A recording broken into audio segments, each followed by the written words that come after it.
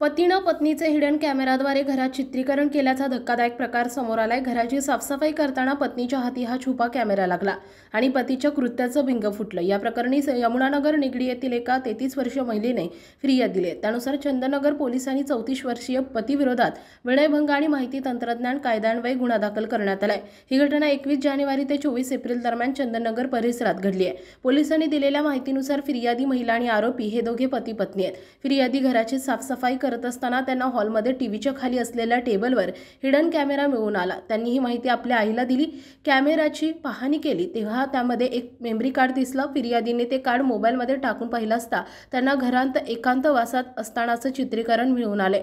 दरम्यान पती वारंवार व्हिडिओ रेकॉर्डिंगच्या आधारावर माझ्याजवळ तुझ्या अशा काही गुप्त गोष्टी आहेत की मी जर त्या उघड केल्या तर तुला तोंड दाखवायला देखील जागा राहणार नाही असं धमकावत असे।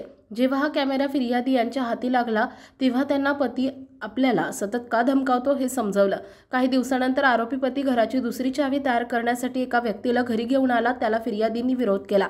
तसेच घराचा दरवाजा उघडला नाही। त्यावेळी देखील आरोपी पतीनं फिर्यादी महिलेला धमकी दिल्याचं फिर्यादीत म्हटलंय।